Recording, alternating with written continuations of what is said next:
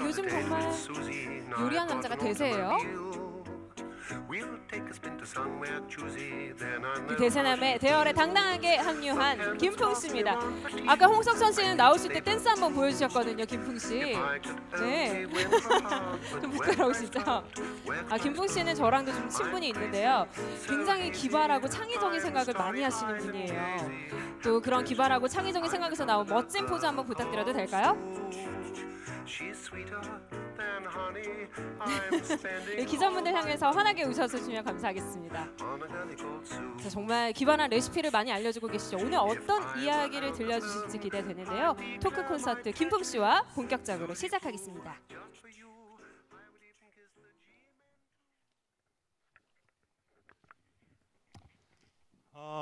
네, 안녕하세요. 반갑습니다.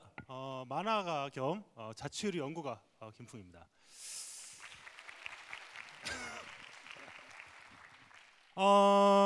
예, 사실은 제가 뭐 이렇게 강연에 대해 특화된 사람이 아니라서 이렇게 말하는 느낌이 이렇게 강연자처럼 되게 똑 부러진 어떤 그런 얘기는 좀 못할 수도 있으니까 좀 감안해 주셨으면 고맙겠습니다.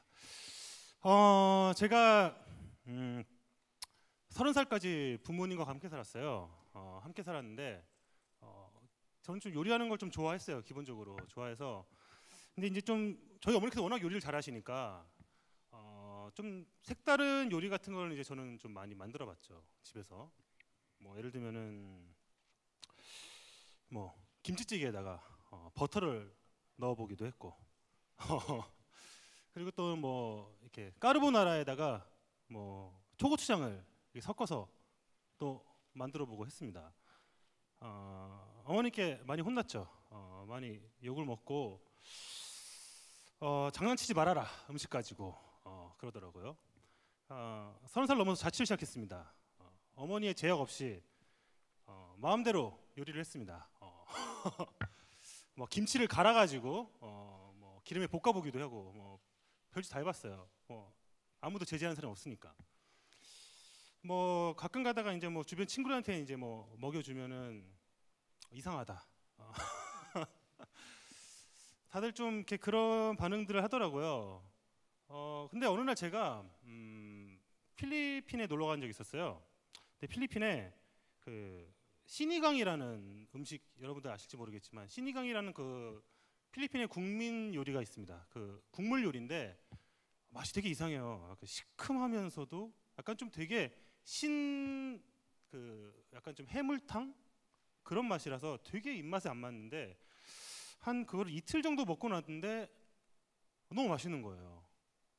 이 나라 사람들이 이게 국민 요리라는 게 왜 그런지 알겠구나라고 생각이 들더라고요. 처음 보는 사람들은 음식이 장난친 줄 알겠죠. 막 국물이 막 시큼해요. 엄청나게 시고 막 레몬 들어가고 무슨 뭐 각종 향신료에 막 들어가거든요. 사실 그렇더라고요. 제가 자취를 시작하면서 많은 요리들을 막 만들어보고 하는 것들을 이제 SNS에 올리고 이렇게 하면서 맨 처음 이제 올리브 TV에서 연락을 하더라고요. 와서 한번 요리 해볼래?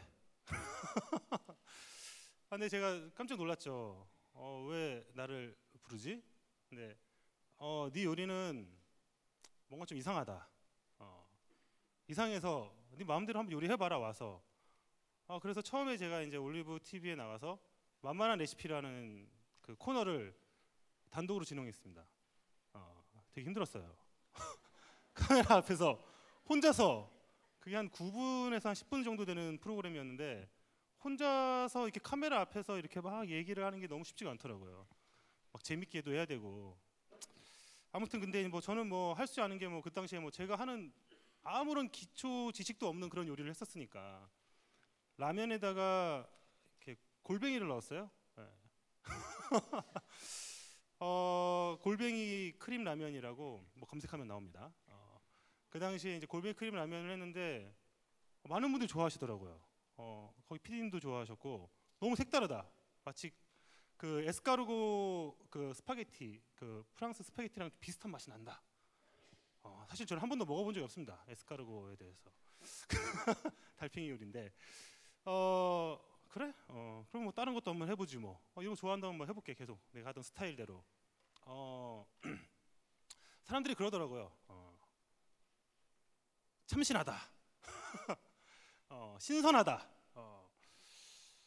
이상하더라고요. 그 냉장고를 부탁해 나와서 수많은 요리들을 하는데 사실은 되게 이상한 요리들을 많이 하거든요. 되게 이상한 요리를 정말 많이 하는데 그 중에서 사람들이 기억하는 요리들은 되게 참신하다, 신선하다 이것만 기억하시는 거예요. 그런 생각이 들더라고요. 나는 사실은 되게 이상한 걸 많이 했는데 그 가운데에서 어떤 참신함을 보는구나. 좀 이상하지 않습니까? 제가 처음 웹툰을 썼을 때도 그랬어요. 한 10년 전인데 그 당시에 제가 이제 페인의 세계라는 웹툰을 연재했었습니다. 잘 모르시는 분도 계시겠지만 그 당시에 뭐 아해행 뭐 이런 말을 가지고 만화에다 썼어요. 사람들이 이게 무슨 말이냐, 이상하다. 솔직히 이게 통신 용어에다가 통신 어체고 그 인터넷 문화를 하는 사람들만 이해하는 어떤 그런 만화인데 사실은 뭐 만화가 될 생각도 없었고 그냥 재밌어서 그냥 했어요. 그런데 다음 날인가 인터뷰 요청이 오더라고요. 대체 뭐냐 그 만화가. 그게 웹툰의 시작이 되게 시초가 됐습니다. 웹툰이라는 것 자체가 그렇게 시작을 했어요. 그 당시에 웹툰을 했던 사람들 만화가 출판 만화와 완전 달랐어요. 뭐 칸을 치지 않는 만화. 그냥 자기가 그리고 싶은데 솔직히 칸을 치고 하려면 연출에 대한 그 기본 지식이 있어야 되거든요. 근데 없는데 그냥 만화를 그리고 싶다 해서 그렸던 그 만화가가 지금 강풀이 됐어요. 강풀 만화가 원래 칸이 없는 만화로 유명했거든요. 그리고 나는 그냥 만화에 대해서 잘 모르겠는데 내가 그냥 늘상 하는 그냥 삶에 대해서 한번 그냥 내가 하루에 일기를 한번 만화로 만들어 보겠다. 그게 그 당시에 이제 마린 블루스나 또는 지금 조석의 마음의 소리 같은 만화가 됐죠. 항상 당대에는 이상한 것들이 되게 많아요. 그 이상한 것들은 항상 그 되게 다르다. 뭔가 좀 나랑 좀 내가 좀 기존에 알고 있던 것들랑 좀 다른데? 좀 틀린데? 이런 생각을 좀 하죠. 그런데 그것들이 결국은 사람들이 참신하고 신선하다라고 받아들이더라고요. 사실은 그런 것 같아요. 이상한 행동을 하고 이상한 짓을 하고 뭐 수많은 그런 예술가들 특히 그런 사람들은 당대에는 항상 욕을 먹어요. 당대에는 이 사람은 지금 뭔가 좀 너무 우리의 어떤 윤리 의식과 벗어난다 또는 뭔가 막 그런 욕을 먹고 하는 사람들의 작품들이 세월이 한참 지나면은 항상 그런 얘기를 받죠. 야, 이 당시에 이런 생각을 어떻게 했지? 그러잖아요. 대부분이 세월이 한참 지난 다음에 야, 이 시절에 지금과도 전혀 어떤 그런 괴리감이 없는 그런 작품들이 나오네. 사실은 그 당시에 괴리감이 엄청난 작품들이었어요. 대부분 다 그런 것들이. 그런 이상함들 가운데에서 항상 참신함이 나오는데 사실은 그러기 위해서는 어떤 유연성이 필요한 것 같아요. 지금은 저는 좀 아쉽게도 그런 이상한 것들이 많이 나오지 못하는 시대라고 생각합니다. 요즘에는. 왜냐하면은 너무 눈치를 많이 봐요. 애석하게도 그 어떤 뭐 인터넷이나 통신 또는 뭐 여러 가지 뭐 SNS나 그런 것들을 통해서 사람들은 눈치를 봅니다. 내가 혹시 이상한 게 좀 사람들한테 거부감을 주지 않을까?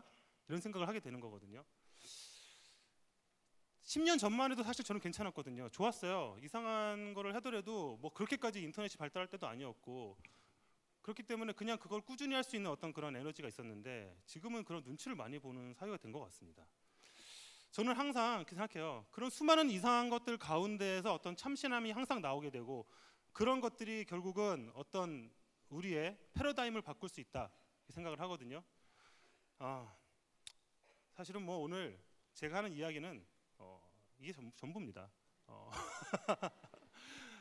긴 이야기를 해봤자 뭐 사실은 뭐 더 제가 주저주저한 얘기밖에 없고 요점은 뭐 결국은 이상함 가운데에서 항상 참신함이 나온다. 이상함에 대해서 유연한 사고를 갖자 이겁니다. 이상 오늘 강연을 마치도록 하겠습니다. 감사합니다.